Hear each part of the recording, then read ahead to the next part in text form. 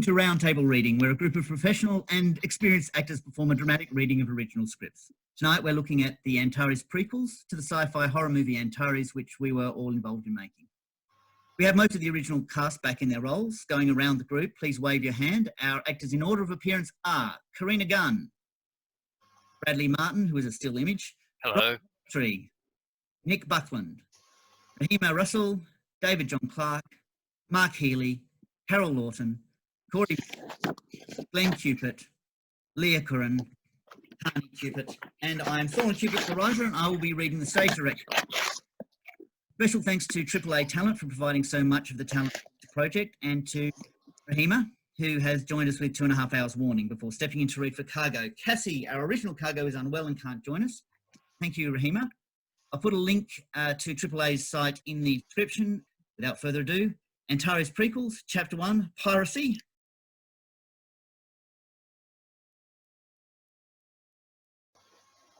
A corporation office. Stark, bare, and ultimately utilitarian. Single desk and 2 chairs. On one, in the centre of the room, sits a male figure in a button-up green shirt with a serial number on the pocket. This is Nigel, the artificial.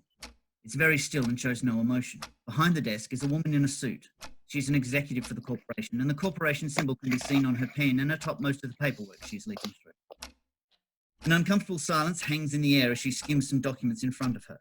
Nigel sits patiently in silence. Finally, the woman speaks without looking up from the documents.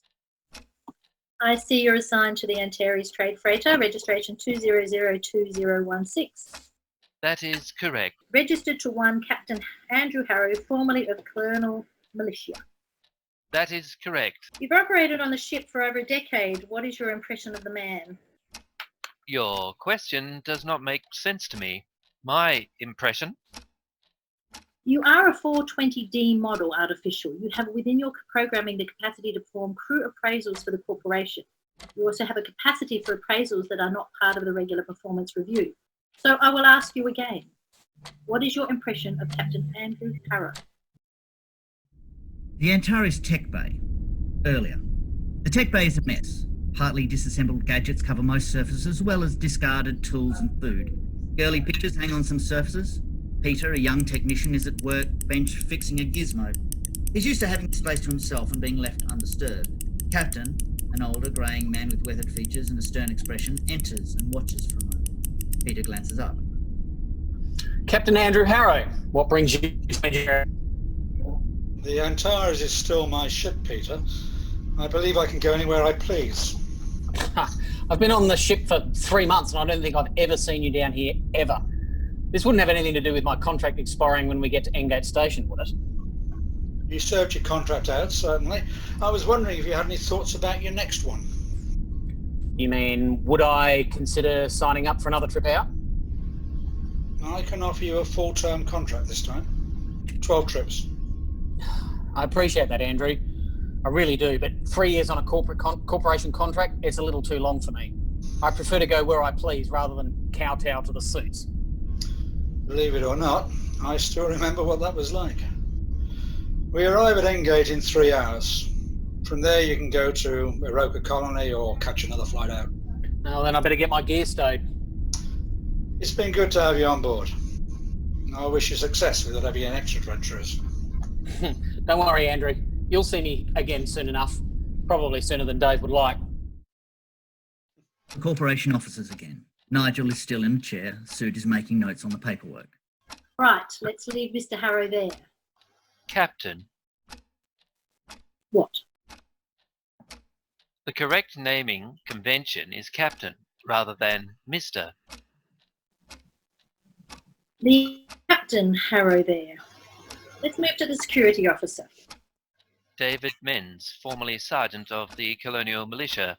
Medical discharge after a knee injury. I can see. So he and the captain went into business together when they left the service? That is incorrect. The implied nepotism you refer to would require the pair to have known each other during their time in service. However, I was serving under Andrew Harrow before David Menz was discharged, and the pair had not met prior to this application.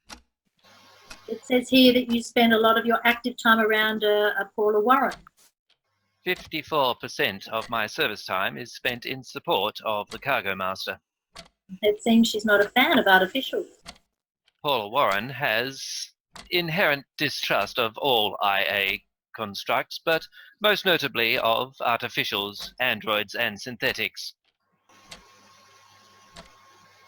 Complaints in the 2 years that she's been on the Antaries: 8 invasion of privacy, 3 of reckless endangerment, and 1 of just being creepy. I believe that last one is a typing mistake. It should have been spelt with an A. And why do you think she's taken such a dislike of you? The Antares cargo bay, earlier. The Antares cargo bay is the biggest part of the ship and is stocked full of crates and shelving for smaller items. It is the domain of Cargo, who is a smart-mouthed and sarcastic wit. She's doing an inventory check on crates and telling Nigel where to move them. This one, closest to the bay doors. We'll get the perishables off first. As you wish, Paula Warren. Nigel picks up and moves the box with ease and obvious strength. Security arrived. He's a man in his middle years who's let himself go a little. He approaches Cargo. What's our status? We'll be ready to unload as soon as we dock. I want to get this shipment out of the hold in 90 minutes. We won't make the bonus, but... How's Nigel doing? Bloody thing. If we'd have traded it in for a power loader like I asked, I could be done by now. We fly corporation contracts. We need to take an artificial with us. That's the rule. Nigel approaches. When it speaks, Cargo does a slight jump in fright. Hello, David Menz. Fuck it all, Nigel. Don't sneak up on me. I am sorry. I did not mean to. I won't be able to help unload until I have escorted Peter off this ship. His contract's up. Can't say I'm overly upset by that. He's worse than Ian. In what way, Paula Warren? Security and Cargo exchange a glance, but don't reply to Nigel. I must say I agree with you. There is something about him. It just doesn't seem right. I understand, David Menz. As security officer, your concern for the crew is often guided by instinct, and in this case, there is an instinctive discomfort associated with Technician Peter Sable. I just hope whoever we get as a replacement is a woman. I'm sick of being the only female on board. That will be up to the captain. He's a little old school, shall we say. Terra Alma, established 2119. What? The captain's education was at Terra Alma Military College. It is indeed an old school, established during the initial border riots of the early 22nd century. Shut up. Come and help me move more boxes. At least you're good for that. The corporation officers again. Nigel still in the chair, suit, making notes on the paperwork. Ian O'Connell. Navigator, achieved 3rd class rating just prior to signing on. He hasn't held down a role for more than the basic 3-year term. Is he unstable? He has professed to me that he likes to travel and try a variety of things. I have not observed his behavior to be otherwise erratic. Except he is unwilling or unable to maintain a stable, long-term romantic engagement. Antaries Bridge, earlier. Nav, a young man in a loud shirt and a cap with the Antares logo on it, is at the pilot seat, handling last-minute docking. Nav sees himself as the ladies' man of the crew, which is unfortunate as it's not an opinion shared by most of the women he meets. Roger that, Antares. Cleared for Bay 29. Ball is in the air, over. Copying Bay 29er. Aye, I have the ball. Over. Roger. Over and out. Peter has been watching the interaction. Nav's works control, but glances over at Peter. And character. Pure magic, Ian. You are an artist. And you are full of shit. Seriously though, you're a damn good pilot. Far too good for this bucket. Can't argue with you on that. I have a lead on a new job out of Endgate in a couple of days. They could use a good pilot. You interested? Tempting, but I don't think so. I only have a few flights left on my contract here. The corporation gets upset if you break it early. Might as well see it out. Might look you up when that time comes though. Well, in that case... Adds a small dinosaur toy to a collection on the control table. A parting gift to you. That way, when you finish here, we'll remember to look me up. Now, glances at the gift, but is focused on the controls. No worries. Hey, are we staying on station for a couple of days at least? Catch you for a drink? Why not? I'll leave you to it. Peter starts to exit. He hesitates as if to say something else, thinks better of it, and leaves.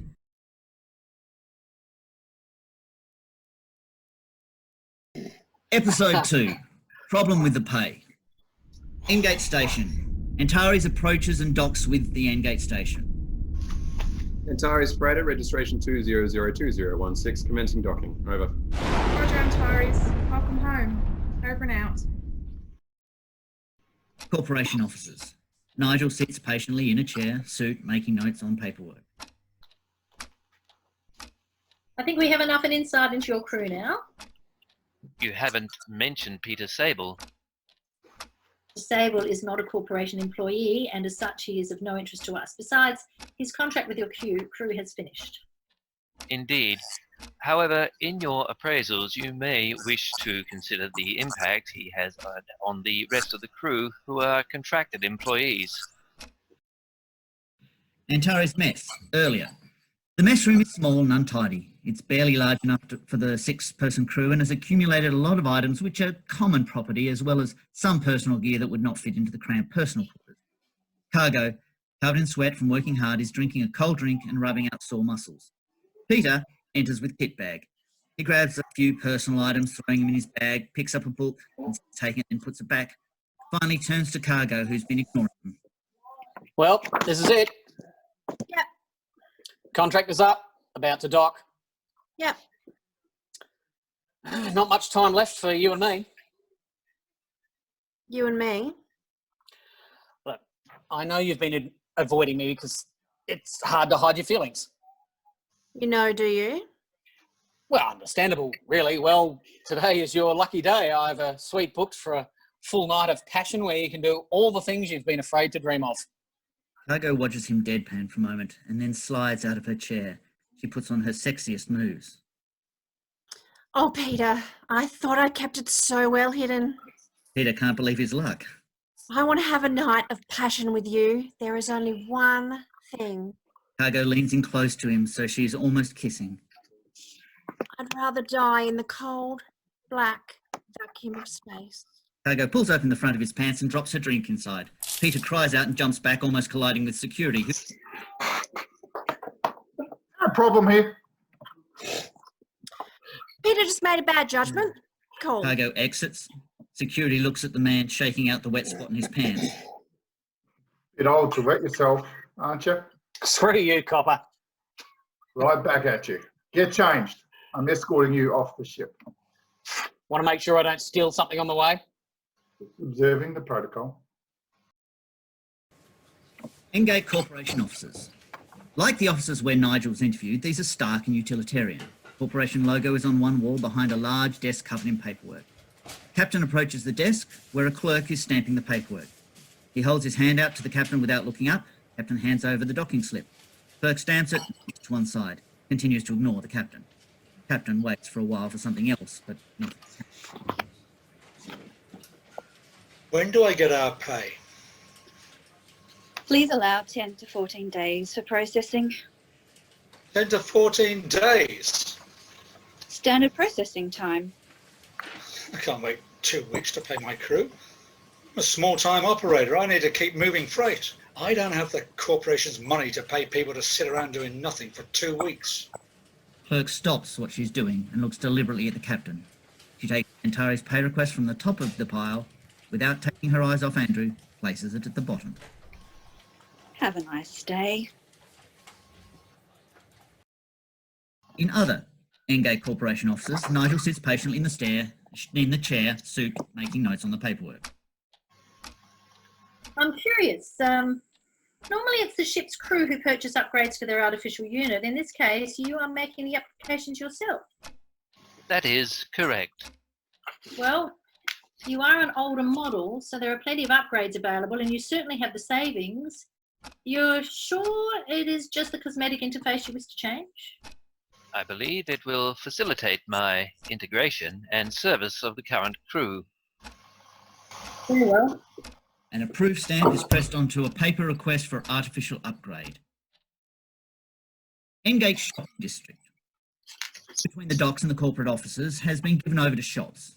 This is not a flea market, but a well-established mall with expensive shops selling luxuries as passing crew and buying goods which can be shipped to a Roka colony below. As he walks along past the shops, the captain is thunder and smoke and impotent rage.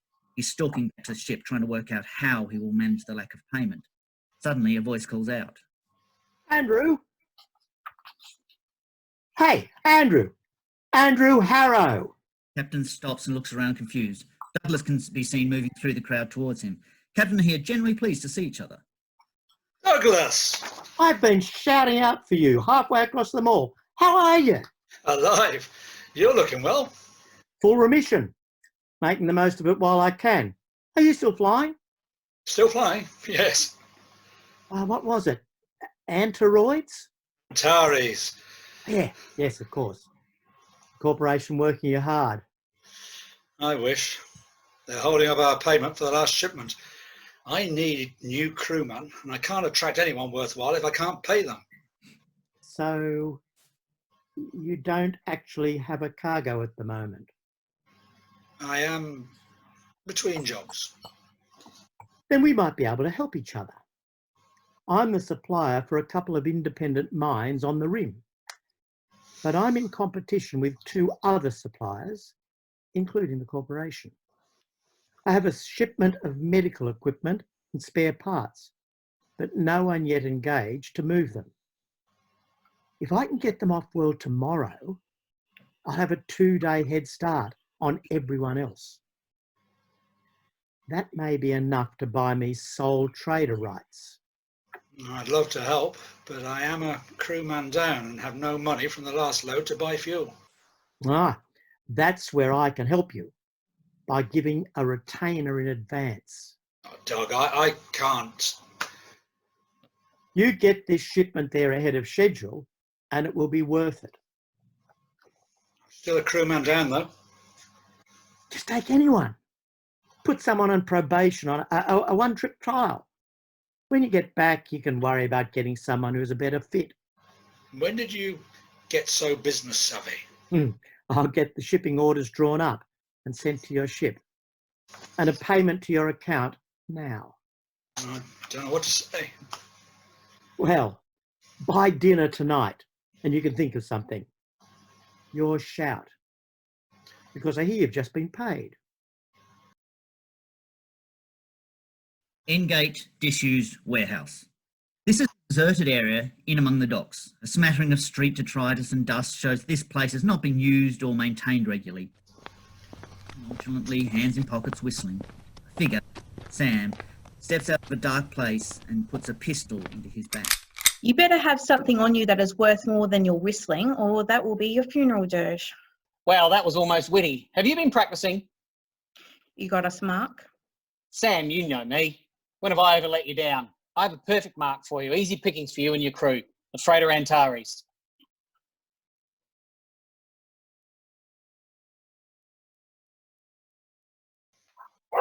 So 3. Times are changing.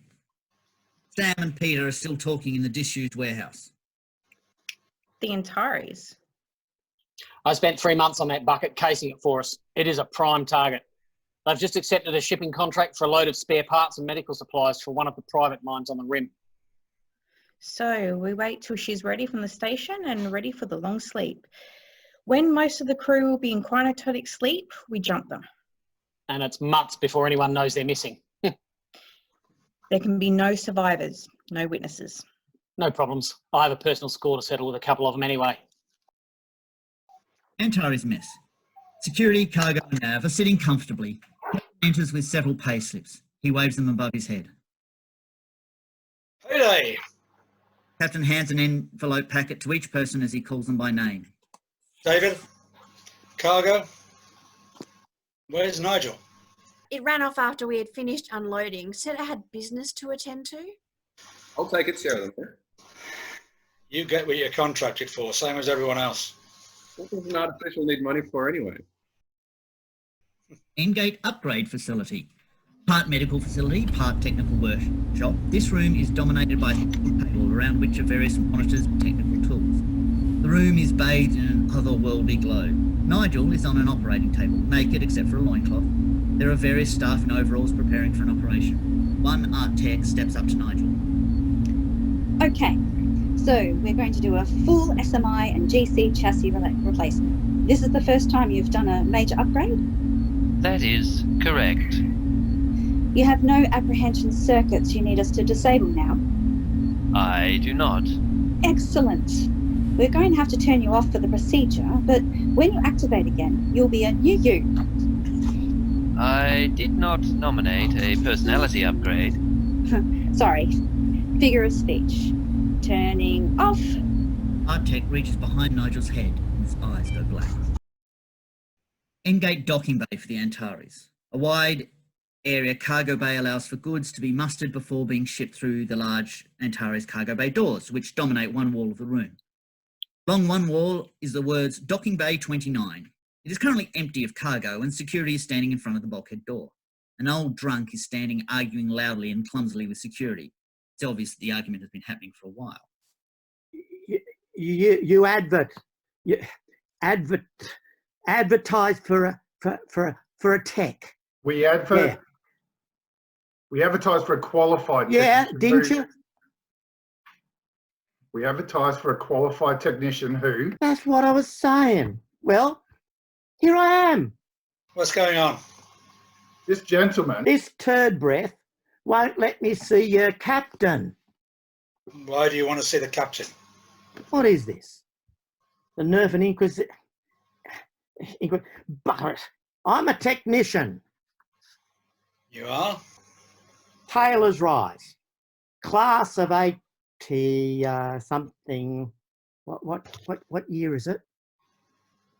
Taylor's Rise is a good college. You get there on a scholarship? Nephew. I worked my way up. You have corporation accreditation? No, but I can fix your boat. No worries. I need your credentials to pass on to the captain for you. Right. I don't have weight. Shit. I had the... Oh, shit. Why don't you just go and find them and bring them back? Yeah.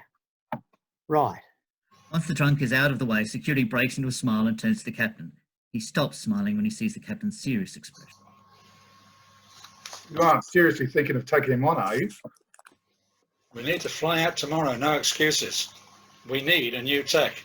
And you'll notice we aren't exactly the most exciting of propositions. It took us nearly 2 weeks to find Peter. Look, let's hope a better option finds us before he finds his papers. Endgate upgrade facility. A woman in underwear is lying on the table in place where we last saw Nigel, eyes black, staring blankly ahead. Art is reaching behind its head.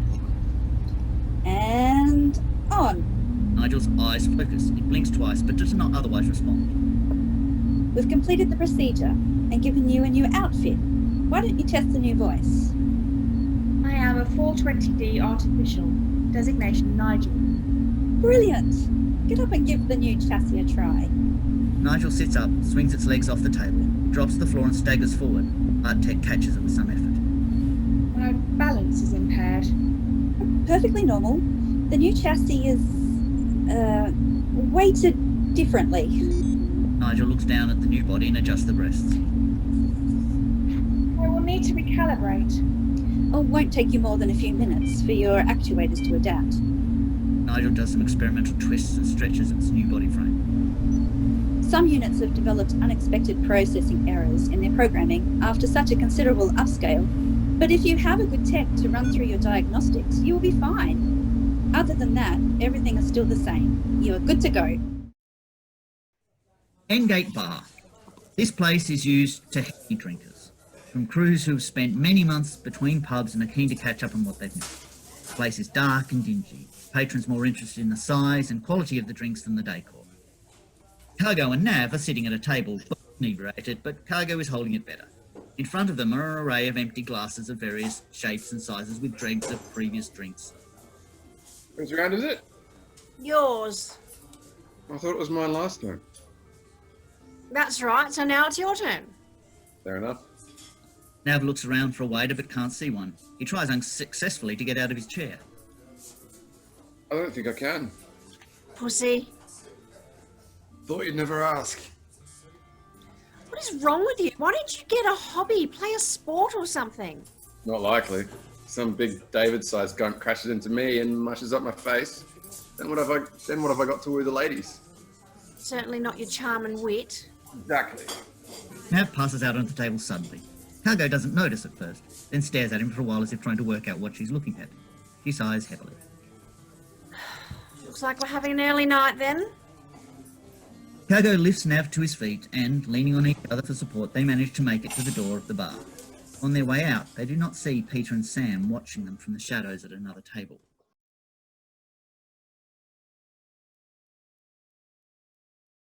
Episode 4, A New Journey. Antaries Captain's Quarter. Captain has lived here for years.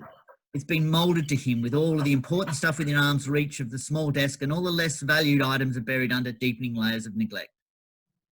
No one else ever sees this room, so there's little care taken on it. Old clothes are dumped in corners covering things others might consider important, like a set of service medals or a half-buried photo showing 2 young men and a woman, possibly family or friends. Captain is lying on his bunk, just staring at the low roof above him. He hasn't slept well. There is a beep from his table. Captain looks over at the communicator, sighs heavily, and swings his feet off the bunk. He moves to the chair and presses the answer button. Yes. The face of a young woman, Tech, fills the screen. She's eager, but trying to be professional. Harrow? Yes. What?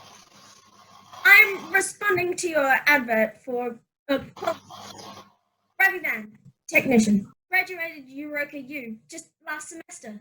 Looking for a placement. You? You don't look old enough to go to uni, let alone graduate. And you look like you're too old to captain a freighter. Yet here we are. Captain's impressed at the comeback. Maybe this kid has something after all. Tech thinks she may have already lost the job, but is going for broke. Look, you need a qualified tech, and I am qualified.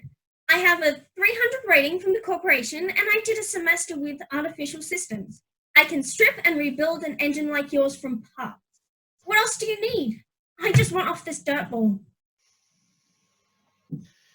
You get 1 flight out of probation. If you do okay, we'll talk standard contract terms. I'm corporation registered, so my full share allowance. Now there's half share bullshit. Done. We ship out today. I'm already packed. I'll be there in an hour. Captain turns off the screen and sits back with a sigh. It's Antaries Navigator's quarters. Unlike the captain, Nav is always hopeful he'll be able to lure women back to his bunk. As such, the room is clean and neat. There are pictures of Nav at different places trying to look cool, but just looking like a tourist. He has a large mirror against one wall, an array of hair products and deodorants in front of it. Nav himself is lying, only partially dressed, under a mess of bedding. He's asleep, and there is a nightmare hangover threatening to greet him when he rouses. The new Nigel steps up to his bed with a glass of water. It speaks to him gently. Ian O'Connell. Nav groans as he wakes to a splitting headache. He tries to bury his head in his pillow. Nigel shakes him to rouse him. Ian O'Connell, you need to wake up. From somewhere in his A's, Nav is aware that there is a woman in his room talking to him. He looks blurrily at her. Hello? Good morning, Ian O'Connell. Nav is trying desperately to remember a name or any detail from last night. Oh, hey there. Good morning. I have selected your clothes for you. I've also put the coffee on. Oh, hey, look, I don't remember a lot about last night. I am not surprised. You were significantly inebriated.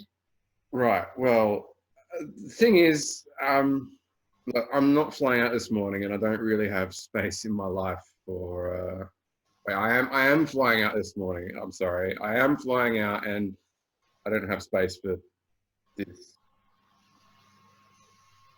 I think you need to take the pain relief and water, get dressed, have sustenance, and then report to the bridge.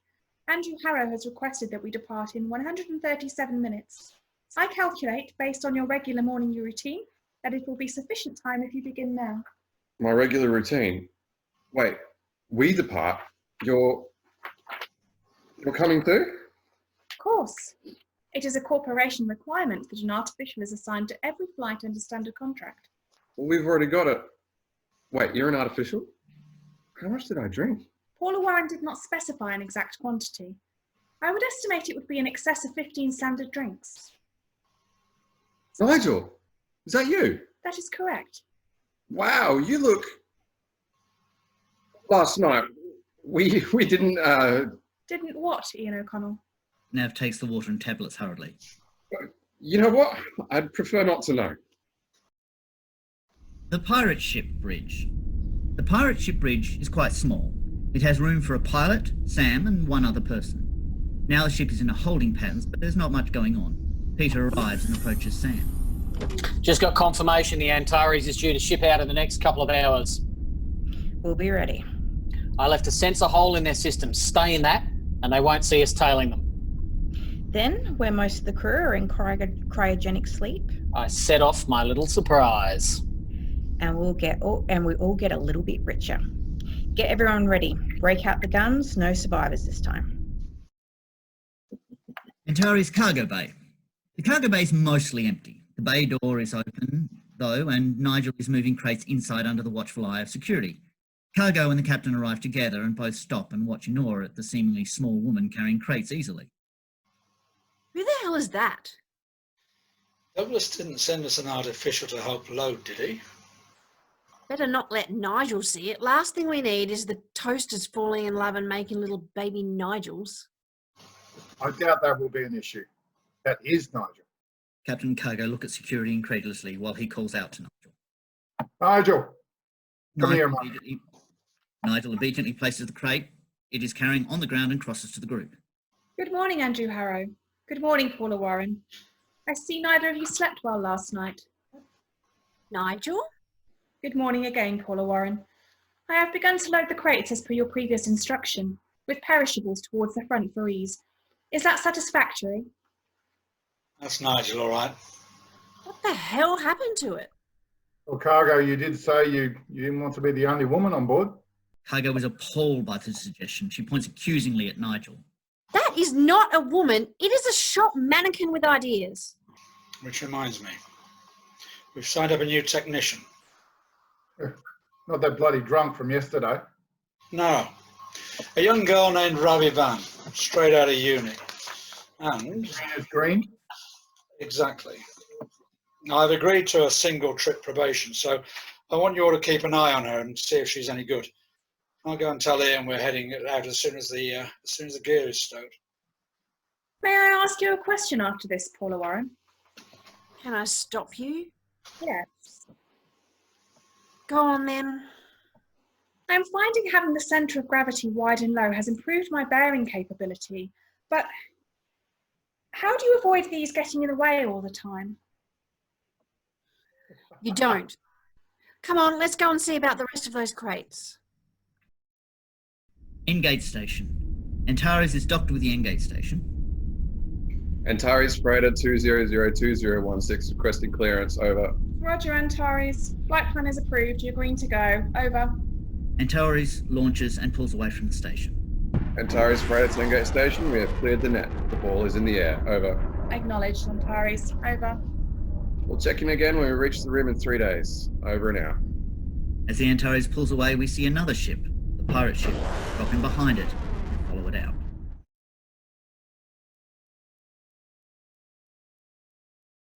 Episode 5, The Long Sleep. Antares mess. It is 3 days later. The crew are having a last meal before cryogenic sleep.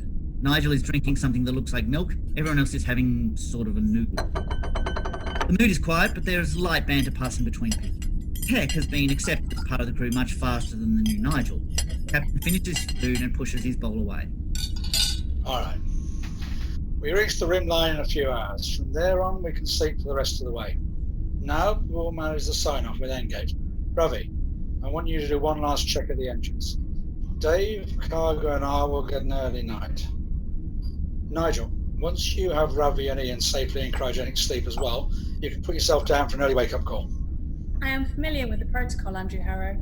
Of course you are, but Ravi isn't. So it's worth saying aloud for her benefit.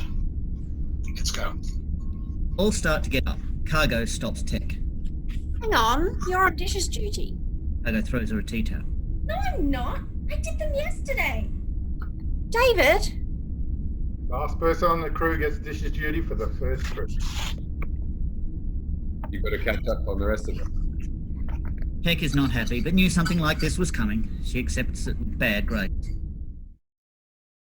Antaries cryogenic room. Stark, white and cold. The room is dominated by 6 cryogenic chambers and a central control panel. Nigel is operating the controls. Cargo and security are already sealed in their chambers and asleep. Captain is climbing into his. Alright, see you in 3 months. Nigel operates control and the pod door lowers with a hiss. Warning. Pod 1 closing. Pod 1 closing. Cryogenic sequence commencing. Nigel checks as the captain falls into cryogenic sleep. Antaries Bridge is at the controls. He's finished laying in the last of the automated coordinates and picks up the comms.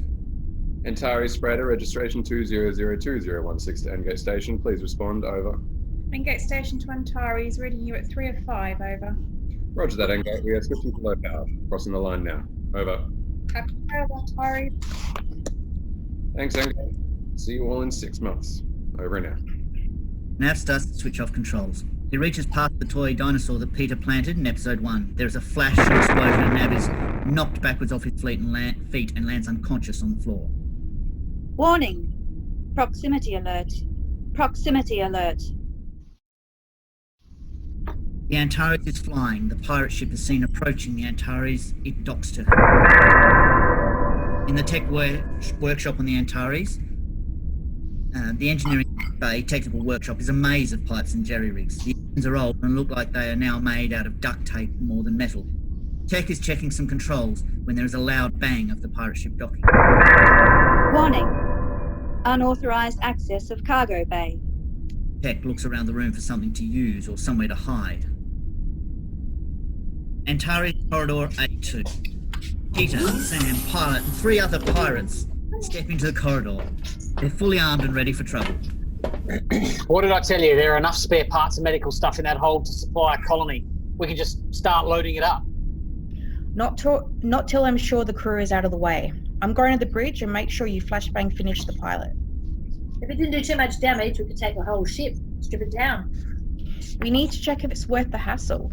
You two get to engineering, see what they have got.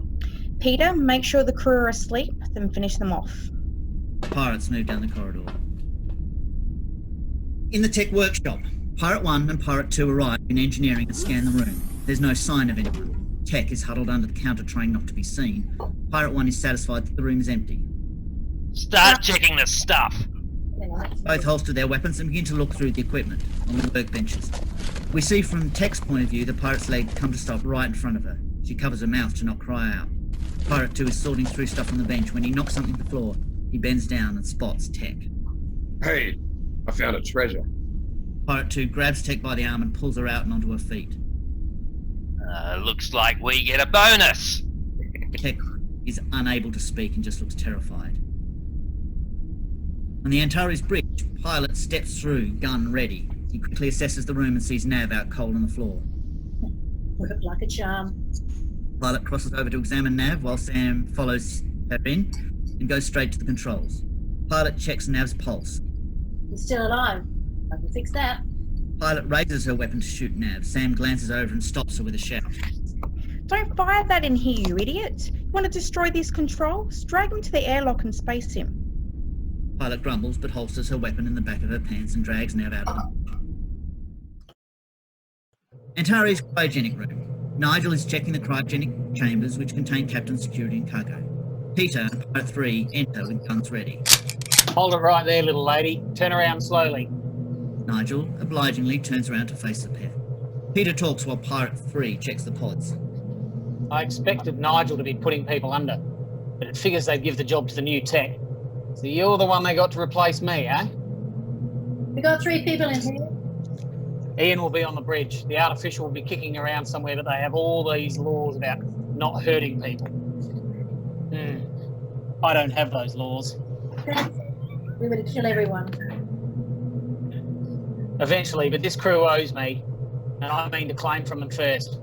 Guess that means you now. I was going to use Paul, but she made her choice. Peter looks over his shoulder at Pirate 3. Switch off the pods. Send them to their final rest. Pirate 3 reaches across and presses a big red button. Warning. Cryogenic chamber processes interrupted. Critical failure.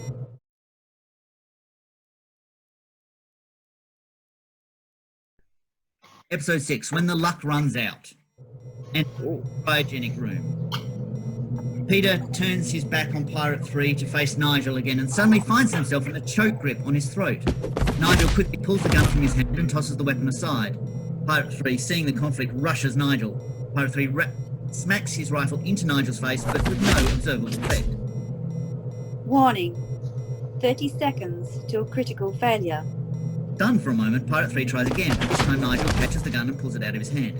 Peter drops limply to the floor unconscious and Nigel turns the gun on Pirate 3. My core programming forbids that I harm or through my inaction allow harm to come to a human. However, there is a hierarchy of harm. My crew is in immediate and lethal danger.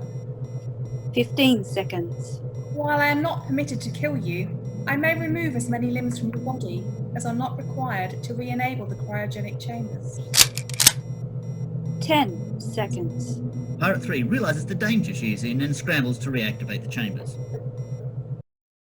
In the tech workshop, Tech is pressed up against a counter trying to get away from Pirate 1 and Pirate 2. I'm going to enjoy. He lunges for her, but Tech was ready for it and sidesteps. She blocks, twists the arm, lands a blow in the man's chest. Pirate 1 tries to draw his gun, but a turning kick knocks it away and a foot to the chest sends him reeling. Tech elbows Pirate 2 and he drops to the floor, head connecting with the counter on the way down. Pirate 1 has grabbed up a wrench and tries to land a swing, which Tech easily blocks and jabs. On the last one, she sidesteps around him to push him into the wall. He drops out cold next to his friend. Tech stops and looks at the pair and takes stock of the moment, as much surprised by her success as the unlucky pirates. Holy shit! Antaries Corridor B1. Pilot is dragging Nav along the ground backwards. Her pistol is in the back of her pants. She is complaining quietly. Shit. Should have just shot him. Why do I end up dragging the dumb sap to the airlock? A hand reaches out from off camera, draws her pistol from her pants and rests it into her back. She straps slowly and we see security standing ready with the appropriated gun. Behind him is the captain and cargo carrying Peter and Pirate 3's weapons, and Tech, who is carrying 2 pistols she claimed. Pilot places his hands over his head. He knows the drill and surrenders easily. Security frisks him quickly while Captain watches the corridor and cargo checks on Nav. He's alive. Lucky for you. How many? Pilot considers lying, but thinks better of it. He can see they're already outnumbered. 6. We need to get this guy to Nigel and Ian to medical. I can take him. I'm pretty sure you could, but you and Cargo can carry in. Andrew, I need you to escort the prisoner. Cargo and Tech holster weapons and pick up Ian. Captain hesitates. And you? I'm going to make sure their captain stays on the bridge. There's an unspoken moment between the two. If the captain doesn't ask security what he has planned, he won't get lied to. Don't get yourself shot. Captain leads Pilot away. Security checks his weapon and moves towards the bridge. On the Antaries bridge, Sam is checking the systems. She stops for a moment and turns suddenly, weapon out. Security weapon ready and aimed. Give it up! We already have the rest of your crew. There are 6 of us and 1 of you. You're bluffing. You recognize the gun I'm holding? I'm in control of the ship. I kill you and lock the door and then no one can get to me. You know it won't work, or you would have shot already. You can't fly without engines, and our tech will have them offline as soon as you try. Put the gun down. And what? You're going to arrest me? You'll be handed over to the Oroka authorities on suspicion of piracy. No, I've done that once, not again. I think I'd rather risk a shootout. How about you? You ready to die to protect your crew? Antaries cryogenic room. Peter, Pilot, Pirate 1s, 2 and 3 are all out cold in cryogenic chambers. Captain and cargo are standing guard. Ian is awake and Nigel is checking him for concussion while Tech looks on. Security arrives. Captain and he exchange a glance. He produces 2 weapons. She shot herself rather than surrender to the authorities. Shot herself? With a rifle? Yes. Nigel, record that as the official explanation, please. It is recorded, Andrew Harrow. I need someone to drag the body down here. We should store it as well. Nigel, go and collect the body. Ian, radio engage and get a patrol ship out here. Everyone else, I want to check of the ship to make sure Peter hasn't left any other little surprises. The crew begin to move out. Cargo stops Nigel as it moves past her. Hey, Nigel, you did good. Thank you, Paula Warren. Yeah, well, don't let it get to your head. Don't want you getting all unbalanced and thinking you need to save the crew all the time. The Antaries Tech Workshop. Tech is sorting tools into a neater order that will suit her. She's making a mark on the place. Captain rocks up and watches, much as he did in episode 1 with Peter. Tech glances up. Captain Andrew Harrow, what brings you to engineering? You surprised me today. You risked yourself to save the ship and crew. This wouldn't have anything to do with my contract expiring when we get back to Endgate Station, would it? I was wondering if you had any thoughts about whether you wanted to stay on. You mean, would I consider signing up for another trip out? I can offer you a full-term contract this time. 12 trips. I'd appreciate that, Captain. I really do, but you offering me a position of tech or security officer? I could take down 2 armed guards. You got lucky, Ravi. Don't get cocky. That's when people die. You don't want this room to be your grave. Andrew leaves a somewhat more sombre Tech. The Antares Bridge. Nav is on the comms when Captain arrives.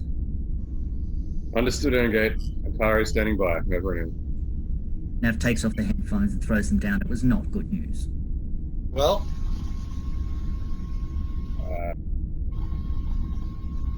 We have to hold position until they can get a patrol vessel out to us. 3 to 4 days.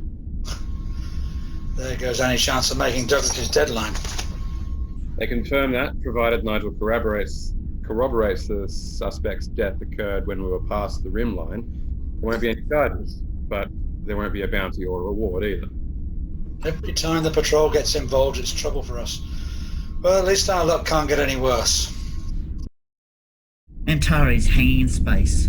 Camera slowly pulls away until the Antares is an invisible dot.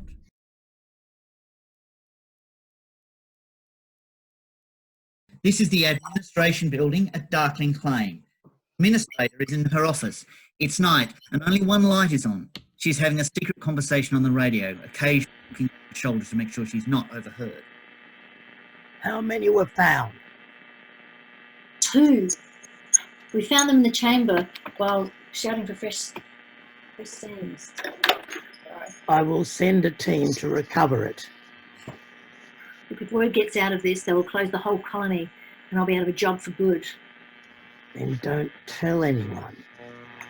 There's no reason anyone should come poking around if you don't go drawing attention. Right, just hurry. The entry is locked, but Darkling Claim is a mine, not a military outpost. If one of those things get out, there won't be anyone left when your team arrives.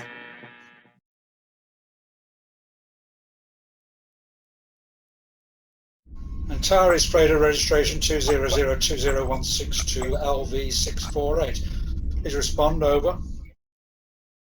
Not a shout, not a laugh, not even a baby crying. Either she's been living for months with her husband dead, body decaying on the dining room floor, or... The worst is the ones who are intact. They just stare at you with blank faces. Whoever they were died in the battle, and there is just a breathing shell left now. Nav reaches down to grip the ankle so he can drag the body away, but the woman's eyes flash open. They're still outside. I can hear them, especially at night.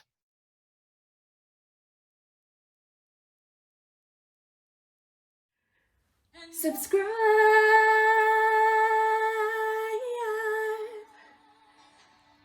to our channel and hit the little bell too for more episodes when they come through.